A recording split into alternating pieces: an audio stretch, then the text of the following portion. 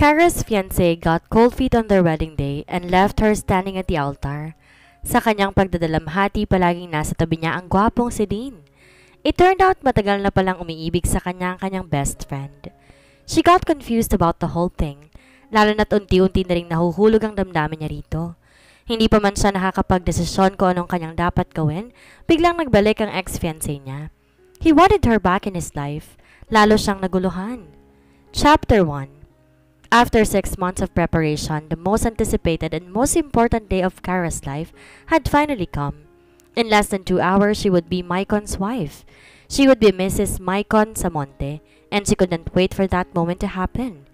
Take it easy, sweetheart. Narinig ang tura ng kanyang mama. Marahil nadama nito ang tensyong namamayani sa kanyang kalooban. Ngiritian niya to pagkatapos magpakawala na isang buntong hininga. It's just that, naisip ko na baka may nakalimutan ako, or something will go wrong in search, or everything will be fine. Ani Dayan, ang kanyang pinsan at siyang tatay yung maid of honor niya. Di naman siguro uulan? Ani niya. Di kasi ganon katindi ang sikat ng araw. Kanina maliwanag ang kalangitan pero bigla rin kumulimlim. It is going to be fantastic. Ani Dayan. The weather is fine, the birds are singing. What could go wrong? Just relax. Sinunod niya ang sinabi ni Dayan. Kaya lang kahit excited at alam niyang naayos ng kahit ang kalit-litang detalye ng kasal, kinakabahan pa rin siya. Halos di na siya makahinga. Not to mention, Maicon is nuts about you. Dagdag pa ni Dayan para ipanatag ang kanyang kalooban. Kung makakakita lang ako ng lalaking katulad niya, I would be walking down the aisle too. Anito. Di niya napigilang pangiliran ng luha ang kanyang mga mata. I know, nakangiting wika niya. Sometimes I have to pinch myself just to make sure I'm not dreaming. Unti-unti nang nababawasan ang kabang nararamdaman niya. After all, what was there to be nervous about? Ilang beses na nga ba siya naging bridesmaid? Kaya alam na alam niya ang nangyayari sa isang kasalan. And that day was her day. She had been waiting for it all her life. Walang bagay na makapagpapahinto sa kasal niya o makakasira ng araw na yon. Not now that she had found Maicon again. She and Maicon were friends in grade school and sweethearts in high school. Nagkahiwalay sila nung mag-aral to ng abogasya sa Maynila at doon na rin magtrabaho. Isa na tong kilalang abogado. Maraming kontrobersyal na kasong nahawakan ito kaya't lalong sumikat at nakilala. Masaya siya para dito dahil nakamit nito ang matagal nang pinapangarap. But deep inside her, a part of her was longing to see him again. Siya na may naiwan sa San Miguel at nagtapos ng veterinary medicine sa isang kolehiyo roon. Malaki ang naitulong ng kanyang tinapos sa negosyo ng kanilang pamilya. Nagmamay-ari sila ng isang rancho. Bukod sa mga kabayo, iba't ibang hayop pang inaalagaan nila. Nagbalik lang na San Miguel si Maicon nang ma-stroke ang mama nito at kailangan personal nitong alagaan. Aksidenteng nagkita sila sa restaurant na madalas kainan nila noon. Nagulat pa siya dahil hindi pa niya alam noon na bumalik na pala ito na San Miguel. He smiled at her and they ended up talking for hours. It had been just like the old times. Only better. Mula noon, palagi na silang nagkikita nito. Eventually, they fell in love with each other all over again. 3 months later, he asked her to be his wife. She accepted right away, and here she was, in her white wedding gown inside a white limousine, ready to be married to her one and only love. Maicon and his mother wanted a grand wedding. Kaya kahit isang simpleng kasal lang ang gusto niya, pinagbigyan na lang niya ang kagustuhan ng mga ito. Alam ng buong San Miguel ang tungkol sa magaganap na kasalan at inaasahan niyo ng lahat dahil alam ng mga tong love story nila ng kanyang nobyo. Just like in a fairy tale, their love story was about to have a happy ending. Huminto ang limousine sa harapan ng simbahan. Nakita niya lumapit ang sasakyan ng Kuya Chris niya. Halatang balisa ito. Agad sinalakay ng kaba ang kanyang dibdib. Something was wrong. She knew it. She could feel it in her bones. Kara, Ma, stay in the car. Wala pa si Maicon? Pagbibigay alam ng Kuya Chris niya sa kanila. We'll just wait for him for a while. Tinatawagan na siya ni Dean. Baka nagka-problema lang ang kotse niya. Dean, what's going on? Tensyonadong tanong sa kanya ng kapatid ni Kara na si Carlo. I will try to contact him. Ani Dean tumayo mula sa karamihan. Maicon, damn it, where are you? Agad bungad niya na sagutin ni Maicon ang tawag niya. I can't do it, Dean. Tugon ito. What do you mean you can't do it? Damn it, man. It's just pre-wedding jitters. Pinipigilan ang galit na sabi niya sa kaibigan. Calm down and think about what you're doing. Isipin mo si Kara. Alam ko mahal mo siya, you always do, and she loves you. The two of you belongs together. Give yourself a chance and talk to her. Wala nang dapat pag-usapan pa, Dean. Anito, dinig niya ang pagbuntong hininga nito. I thought I could do this, but I can't. I cannot marry her. You don't mean that. Kausapin mo siya. You talk to her. Tell her whatever you like. Tell her I'm sorry. I never meant to hurt her, but I cannot marry her. Hindi ko siya mapapaligaya. I cannot be the person she needs me to be. So I'm going back to Manila where I belong. No! Goodbye, Dean. The phone went dead. Nang muli niyang i-dial ang numero ni Maicon, hindi niya na ito makontak. Marahil in-off na nito ang cellphone nito. Damn him! I can't believe he's doing this. Mariing wika pa niya. What exactly is he doing? Narinig pa niyang tanong ni Donna, ang asawa ni Carlo.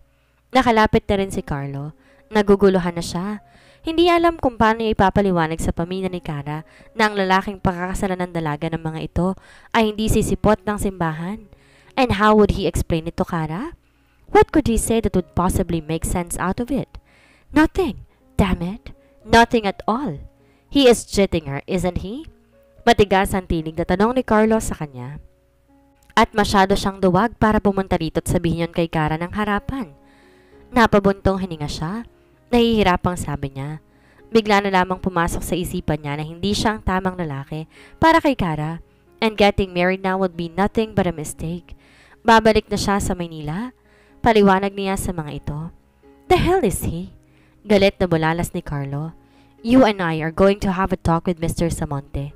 Ipapaliwanag natin sa kanya kung paano tratatuhin ng babaeng sinasabi niyang mahal niya. Di niya masisisi ang pamilya ni Kara kung ang gagawin ng mga ito kay Maicon ay hindi lang simpleng pakikipag-usap. Siya man gustong bugbugay ng lalaki hanggang sa hindi na makagulapay pa. Ngunit kahit gawin nila iyon, wala rin namang magbabago. And at that moment, they had a much more serious problem to deal with. Di pa rin alam ni Kara hanggang na mga oras na iyon na hindi tuloy ang kasal. Agad na humarang siya sa daraanan ni Carlo na makitang lalabas to sa gilid ng simbahan upang puntahan nila si Maicon. Isang matalim na tingin ang pinagkaloob nito sa kanya. Nakita niya nakalapit na rin si Chris. Naulinigan niyang ibinilita rito ni Donna ang nangyari. Let's find him. Narinig niyang wika ni Chris. You are forgetting, Kara. Agad na wika niya. Somebody has to tell her. Nag-aalala niya siya sa magkapatid. Yon ang nagpahinto sa dalawang lalaki. Galit na nasuntok ni Chris ang pader ng simbahan, habang marahas na hinubad naman ni Carlo ang suot na necktie. This is going to kill her, Dean. She's crazy about that bastard. Galit na wika ni Carlo. No one knew about that better than him. Parehong best friend niya si Kara at Maicon. Magkakaibigan sila since elementary. He witnessed them fall in love with each other when they were in high school, then fell in love with each other all over again 9 months ago when Maicon came home to attend to his sick mother. As far as he knew, Kara never laid eyes on other men but Maicon. I will tell her. Narinig niyang wika ni Chris. Ang mga bagay na ganito dapat manggaling sa kanyang pamilya. Maaaring tama nga si Chris sa bagay na yon. Kapag narinig ng isang babae ang ganong klaseng balita, kailangan itong pamilya nito sa tabi nito para tulungan tong saluhin ng ibang sakit na mararamdaman nito. But he loved her too. Damn it! Bibigay niyang lahat para lang maprotektahan si Kara mula sa ganong uri ng sakit. He had never been so frustrated in his life, but it was too late for that. Ang magagawa na lang niya sabihin kay Kara ang nangyari. He would be there for her when she needed a friend. I'd like to do it if you don't mind. Paos ang tinig na wika niya. Ako ang tayong nakausap ni Maicon and as the best man, I feel like it's my responsibility to tell her the news. I should have seen it coming. Nahalata ko nang may gumugulo sa isipan ni Maicon pero hindi ko inaalam kung ano yon. Ang akala ko kasi tungkol lang yun sa trabaho, kaya hindi na ako nag-usisa pa. Kung kinausap ko lang sana siya, I could have prevented this from happening. Marahang tinapik siya ni Donna sa kanyang balikat. Wala kang kasalanan din. Walang isa man sa atin na nakahulang mangyayari to, kaya wag mong isipin na may pagkukulang ka. Ani Donna sa kanya. We all know who the bad guy is. Dagdag ni Chris. At hindi ikaw yon? Still, I'd like to be the one to tell her. Pagpapumilit pa rin niya. May kutob ako. Sisisihin ni Kara ang sarili niya sa nangyari kahit wala siyang kasalanan. Maicon is the one with the hang-up, not her. Di ko alam kung paano ipapaunawa sa kanya pero gusto ko, nandoon kayong lahat. At ang tita Amanda, tukoy niya sa mama ng mga ito. She's going to take this hard? Nagpalitan muna ng tingin ang mga to bago nagbigay ng desisyon. Alright, we will do it your way. Donna, nasa ng mama? Si Carlo. Kanina sabi ni Chris, dalhin muna si Cara kasama ng mama sa likod ng simbahan. There is a room there. Doon muna sila habang naghihintay. Tugon ni Donna. Si Melissa sinasabihan ng mga tao to be patient. Tukoy nito sa asawa ni Chris. They are getting restless. Hindi ko sila masisisi, ani Chris. Let's go find everyone. Kanina nakaupo lang si Cara pero habang tumatakbong oras at di pa rin dumarating si Maicon, nagsimula siyang magpalakad-lakad sa silid na iyon. Iha, maupo ka na lang muna. Try to relax. Anang kanyang mama. Relax? Paano siya makakapag-relax gayong mag-iisang oras na?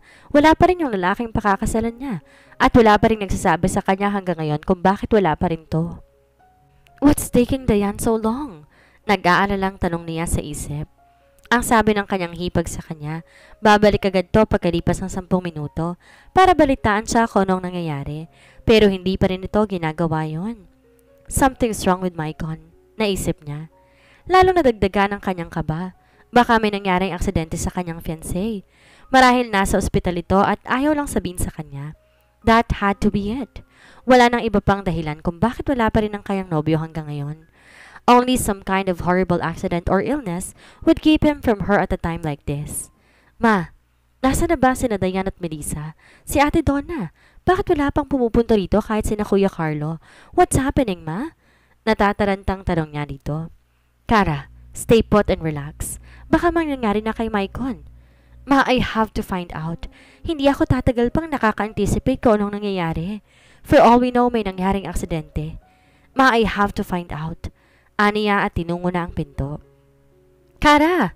Sambit ng kanyang mama para pigilan siya sa pag-alis. Pero hindi pa siya tuloy nakakalapit sa pinto, agad bumukas yun at nilawa ang kanyang best friend na si Dean. The rest of her family were with him. She felt blood leave her face when she saw their somber faces. They proved her worst fear. May nangyari, di ba?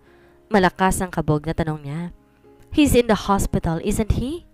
Nang walang sumagot sa mga to, napaluhan na siya. Oh God, he's not dead. Maagap na wika ni Donna nang mabasa marahil ng iniisip niya. So don't worry about that. He is perfectly fine. Then he's here? Thank God! Sobra ako nag-aalala sa kanya. Kung ano-anong morbid na mga bagay ang naiisip ko. Turan niya. Kahit paano nabawasan ang kaba niya, kahit labag sa tradisyon, nagpasya siyang lumabas para makita kung naroon ba talaga sa loob ng simbahan si Maicon at maayos ang kalagayan. Ngunit natigilan na mapansing hindi pa rin nagbabago ang ekspresyon sa mukha ng mga ito. They still look gloomy. What is it? She demanded. Ano bang problema? For a moment ang akala niya walang sasagot sa kanya. Then Dean stepped forward and took her hands. He is not here, Cara. Anito sa kanya. Bumalik na si Maicon sa Manila. Of course not. Agad natutol niya. We're getting married, silly.